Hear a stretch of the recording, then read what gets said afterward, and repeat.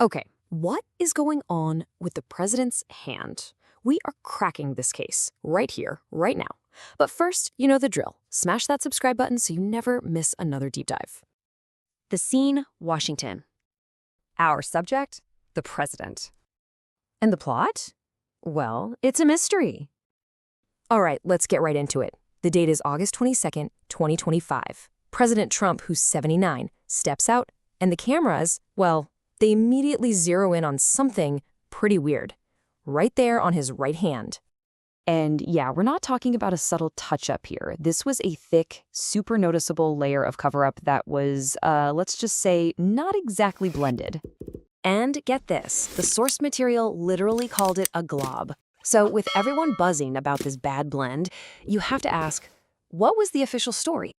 Which brings us to the official explanation, or what you might call a bit of a hand wave. The White House jumped on it pretty fast with a very familiar story.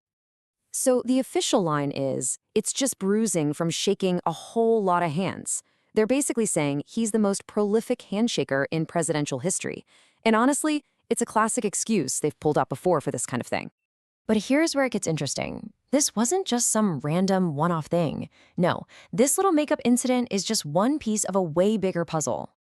Let's back up a little, because to really get what's happening with the hand, you kind of have to understand what was happening with his ankles. You see, a bunch of visual clues have been popping up for months. It kicked off in April with a doctor's report claiming excellent health. Then, come July, pictures from a FIFA event show some pretty swollen ankles. That led to an official diagnosis, and now, here we are in August with the bad blend. That diagnosis from July, it was chronic venous insufficiency, or CVI. The White House was quick to point out that, hey, this is a really common condition, especially for someone the president's age, and it can cause exactly the kind of swelling people saw. The president's own doctor, Dr. Sean Barbabella, even connected CVI to the hand bruising in a memo.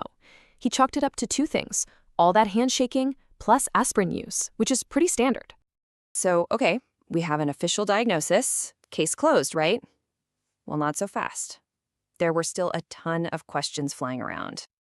The White House keeps saying it's being totally transparent, but a lot of people have called their answers evasive when they're pushed for any more details. So they claim there's nothing to hide.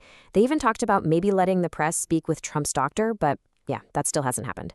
We also haven't heard a peep about any kind of treatment plan, like compression socks or other lifestyle changes. Let's just lay it all out. We know about the CVI diagnosis, the handshaking, and the aspirin. What we don't know? Well, we can't ask the doctor any follow-up questions, we have no clue about an official treatment plan, and we're missing the full health context. And it's pretty important to remember, all of this back and forth, all these questions, they're all swirling around a president who is 79 years old. And it seems like the president himself might have noticed all the attention on his hand. Later that day, back in the Oval Office, he was seen keeping his right hand kind of covered up and tucked under his left. So what's the real takeaway here? Is this whole thing just about some poorly applied makeup? Or is it about the much bigger question of presidential health and how much the public really has a right to know? Are we talking full transparency, or is this just TMI? What do you think? Let me know in the comments below, and hey, don't forget to like and subscribe for more explainers that get straight to the point.